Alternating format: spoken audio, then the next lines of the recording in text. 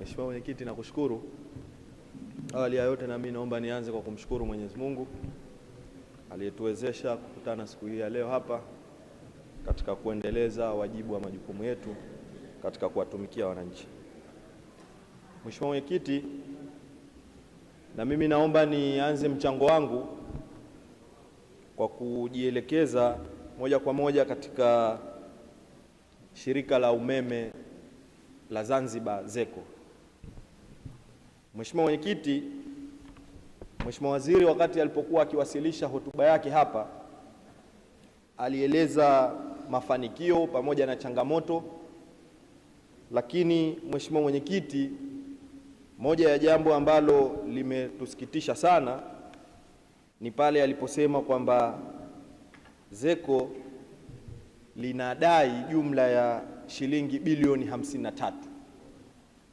Mheshimiwa Mwenyekiti, sisi wengine tumekuwa tukijiuliza mode ya utoaji wa huduma ya ZECO ni kwamba huwezi kupata huduma bila ya kutoa fedha, lakini leo kuna deni la bilioni 53.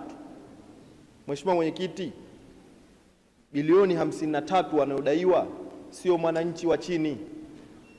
Hili ni deni kutoka katika government entity. Mheshimiwa Mwenyekiti, leo mwananchi wa chini anaponunua umeme hata wa shilingi 2000, kuna kitu kinaitwa service charge yanakatwa, lakini huku kuna fedha bilioni 53 bado hazijapatikana, lakini mwananchi wa chini anaendelea kuumia. Sasa Mheshimiwa Mwenyekiti, namuomba sana Mheshimiwa Waziri, hapa ni sawa sawa na kama tunawabebesha mzigo wananchi. Namuomba Mheshimiwa Waziri atakapokuja hapa atueleze ni utaratibu gani wanaotumia kuendelea kutoa huduma katika taasisi ambazo bado zimekuwa zina madeni sugu hapa Zanzibar. Lakini Mheshimiwa Mwenyekiti, kwenye issue hii ya service charge, Mheshimiwa Mwenyekiti, namuomba sana Mheshimiwa Waziri atakapokuja atuambie ni kiasi gani ambacho mwananchi anakatwa kwa ajili ya hii service charge, kwa sababu unaponunua umeme katika kitu ambacho katika breakdown ambayo inakuwa haionekani ni hii service charge, na hii mwananchi anapouliza anaambiwa anakatwa kwa ajili ya uendeshaji na uimarishaji wa miundombinu. Lakini Mheshimiwa Mwenyekiti, tukirudi mwananchi haioni miundombinu ambayo inakwenda kuimarishwa. Kwa hiyo Mheshimiwa Waziri, na kuomba sana utakapokuja hapa utuambie kwamba ni kiwango kiasi gani kwanza kinachokusanywa kwa mwezi katika hii service charge, lakini vile vile mwananchi anachajiwa kwa asilimia ngapi kwa kila gharama ya umeme ambayo anainunua. Lakini Mheshimiwa Mwenyekiti, jengine naomba Mheshimiwa Waziri atakapokuja hapa atuambie ni sababu zipi zilizopelekea kupanda kwa gharama za ununuzi wa umeme kwa maana ya unit. Mheshimiwa Mwenyekiti, watu wetu, mtu alikuwa ana ile dhana kwamba nikinunua umeme wa 10,000 napata unit 32. Leo mtu ananunua umeme wa 10,000 anapata unit 20, 21 na hana malimbikizo ya madeni, lakini anapouliza anaambiwa kwamba umeme umepanda. Kwa hiyo Mheshimiwa Mwenyekiti, namuomba sana Mheshimiwa Waziri atakapokuja hapa atuambie ni kwa nini bei ya umeme imepanda na ilipanda bila ya kutoa taarifa kwa wananchi. Lakini Mheshimiwa Mwenyekiti, jengine ni mkakati wa uzalishaji wa umeme mbadala. Mheshimiwa Mwenyekiti, kwa miaka 5, miaka 6 ya serikali hii ya awamu ya 8 tumekuwa tukisikia hizi habari, kuna umeme wa upepo, umeme wa gesi, umeme wa jua, lakini mpaka leo imekuwa ni hadithi. Kwa hiyo namuomba sana Mheshimiwa Waziri atakapokuja anieleze ni sababu gani mpaka leo kunacheleweshwa kuzalishwa umeme ndani ya visiwa hivi vya Zanzibar. Na Mheshimiwa Mwenyekiti, kwa sababu hiyo nalazimika kutia nia ya kuzuia kifungu cha P02 hadi pale ambapo nitapata maelezo ya kina kutoka kwa Mheshimiwa Waziri.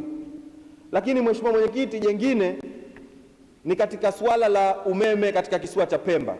Mheshimiwa Mwenyekiti, na Mheshimiwa Naibu Waziri amekuwa akijibu mara nyingi hapo kwamba umeme ambao unapatikana unaozalishwa kutoka Tanga kuja Pemba ni megawati 20, lakini matumizi kwa kisiwa cha Pemba ni megawati 15.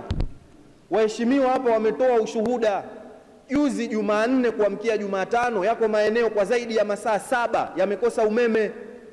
Kwa hiyo Mheshimiwa Mwenyekiti, namuomba sana Mheshimiwa Waziri atakapokuja hapa atuambie ni sababu gani zinazosababisha umeme katika kisiwa cha Pemba kuwa leo upo, kesho haupo, na wakati umeme ambao unapokelewa ni mwingi kuliko ni mahitaji.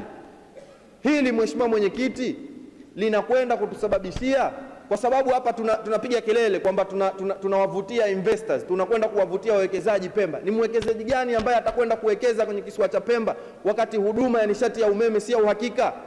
Kwa hiyo Mheshimiwa Mwenyekiti, namuomba sana Mheshimiwa Waziri atakapokuja atuambie ni sababu gani ambazo zinapelekea umeme kukatika katika kisiwa cha Pemba wakati tunaambiwa umeme unaopokewa ni mwingi kulikoni wa mahitaji ambao unatumika.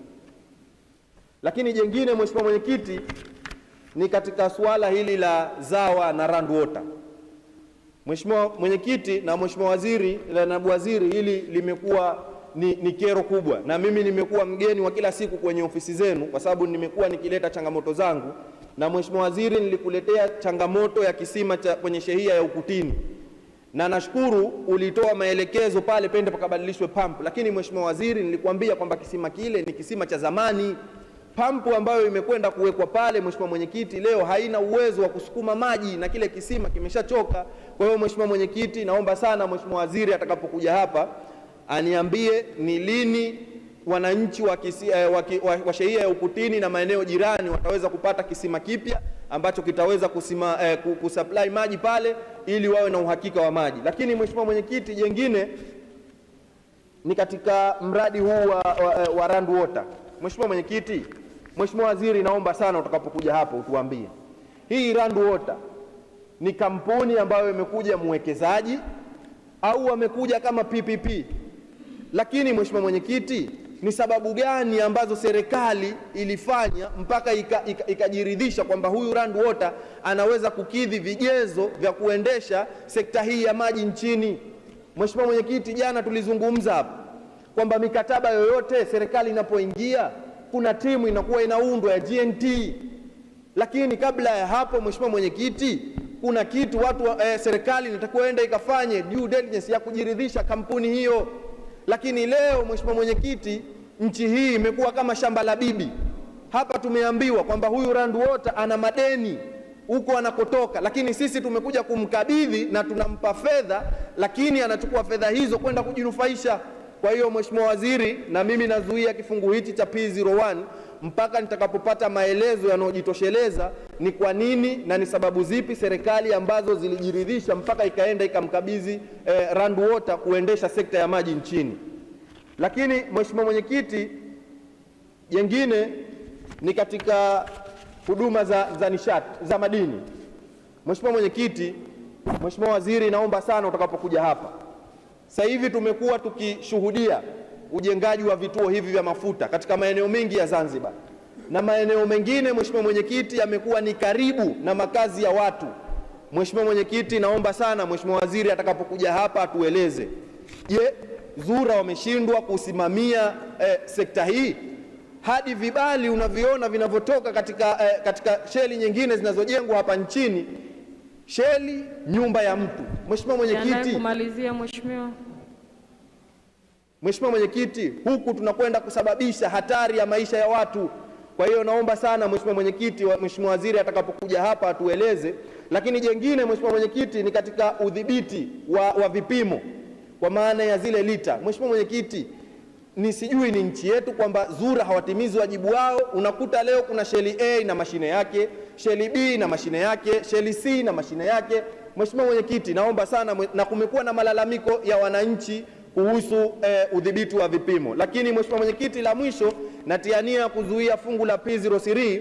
Mheshimiwa Waziri, naomba sana utakapokuja hapa, kuna kadhia ya wafanyakazi waliokuwa wakihudumu kwenye wizara hii ambao walikuwa wakifanya kazi kwa mkataba. Mikataba yao imefutwa bila hata kufuata utaratibu wowote. Wafanyakazi zaidi ya 90 wameondolewa, Na Mheshimiwa Mwenyekiti, mikataba hii walikuwa wakifanya renewal kila baada ya miezi 6, lakini hawakupewa notice yoyote ya kuachishwa, ya kuambiwa kwamba hawatoendelea mikataba yao, lakini wamepewa notice ya kufutwa kwenye ajira. Kwa hiyo nakuomba sana Mheshimiwa Mwenyekiti, utakapokuja hapa utueleze ni sababu zipi zilizosababisha wafanyakazi hawa kuondolewa katika ajira zao. Nakushukuru sana Mheshimiwa.